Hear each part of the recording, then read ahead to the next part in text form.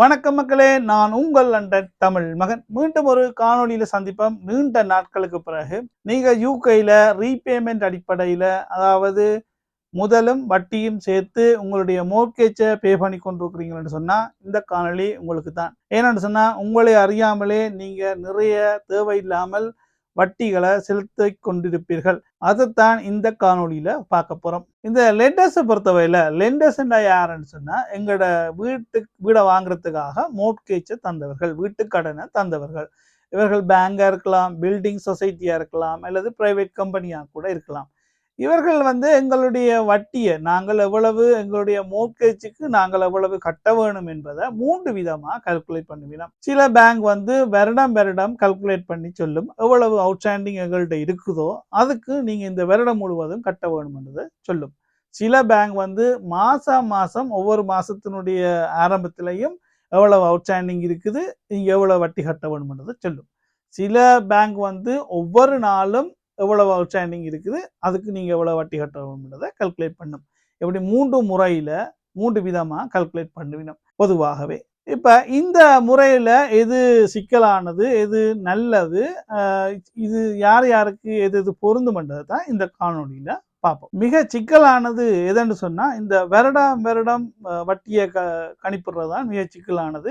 இதுல தான் நாங்க தேவையில்லாமல் கட்டின முதலுக்கும் சேர்த்து கூடுதலான வட்டியை கட்டி கொண்டிருப்போம். அது எப்படி என்று சொன்னா ஒவ்வொரு வருடமும் முடியத்தான் அந்த அடுத்த வருடத்தினுடைய ஆரம்பத்துல எவ்வளவு அவுட்ஸ்டாண்டிங் இருக்கோ, எவ்வளவு நாங்கள் லோன் பே பண்ண வேணுமோ அந்த அமௌண்ட்டுக்கு தான் அடுத்த வருடம் எவ்வளவு வட்டி கட்ட வேண்டும் என்றதை பேங்க் கால்குலேட் பண்ணும். இப்போ உதாரணத்துக்கு நான் 1,00,000 பவுண்ட்ஸ்களை மோர்ட்கேஜா எடுத்துட்டேன்னு வைப்போம். மாசம் 1000 பவுண்டுகள் முதலுக்கு கட்டி கொண்டு வாரேன்.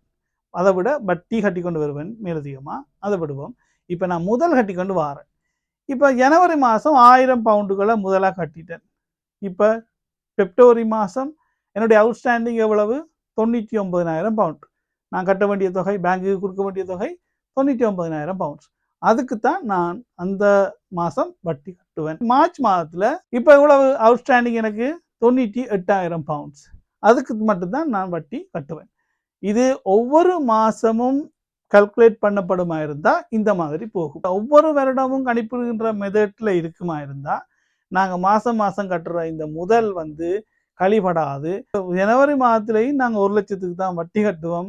டிசம்பர் மாதத்திலையும் 1,00,000க்கு தான் வட்டி கட்டுவோம்.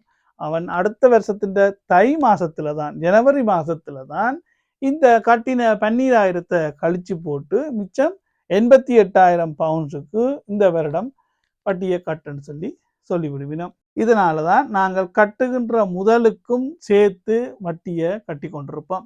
இந்த மெத்தட்ல இருக்கிற சிக்கல் இதுதான். இதனால தான் தேவையில்லாமல் நாங்கள் முதலை கட்டி கூட அந்த முதலுக்கும் சேர்த்து வட்டியை கட்டுறோம். ஆனா ஒவ்வொரு மாசமும் கால்குலேட் பண்ணப்படுமாக இருந்தா வட்டி எவ்வளவு நாங்கள் கட்ட வேணும் என்பதை ஒவ்வொரு மாசமும் பேங்க் கால்குலேட் பண்ணுகின்ற முறையை வச்சிருக்குமா இருந்தா நாங்கள் எங்களுக்கு நட்டம் பெறாது. ஏன்னு சொன்னா இந்த மாசம் 1000 கட்டிடுறேன்னு சொன்னா அடுத்த மாதம் அந்த 1000 கழிச்சு போட்டு தான் இருக்கிற தொகைக்கு தான் வட்டி கட்ட சொல்லுவாங்க. இப்போ நான் சொன்ன உதாரணத்துக்கு ஏற்ற மாதிரி பார்த்தீங்கன்னு சொன்னால் ஒவ்வொரு மாதம் 1000 பவுண்ட்ஸை நாங்கள் முதலாக கட்ட எங்களோட அவுட்ஸ்டாண்டிங்லேருந்து குறைச்சி அதுக்கு ஏற்ற மாதிரி தான் நாங்கள் வட்டியை கட்டுவோம். அப்போ எங்களுக்கு வட்டியும் கட்டுற வட்டியும் குறைஞ்சி கொண்டு போகும்.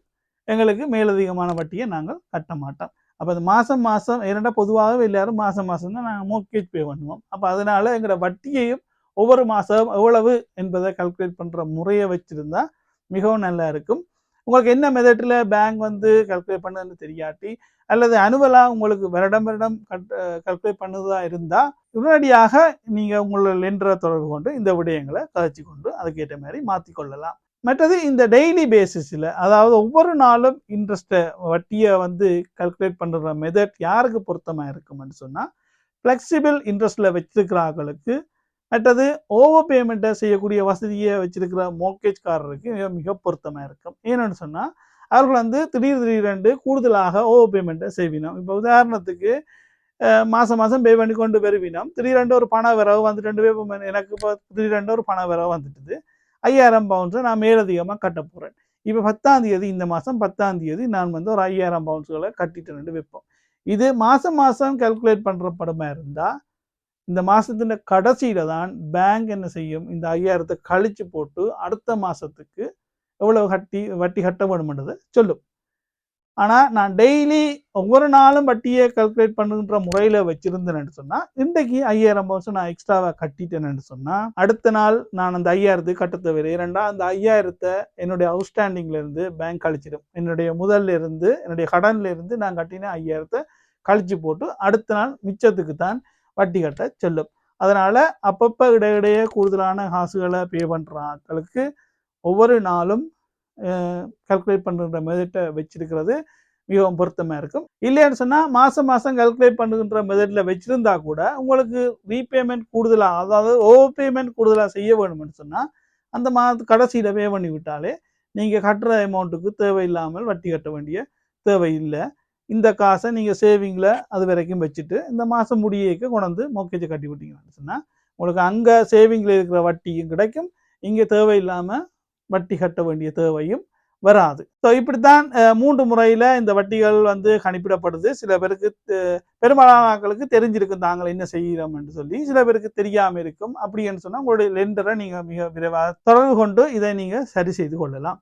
இதைத்தான் இந்த காணொலியில் சொல்ல வந்தான். மீண்டும் ஒரு நல்ல காணொலியில் சந்திப்போம். நன்றி, வணக்கம். உங்கள் லண்டன் தமிழ் மகன்.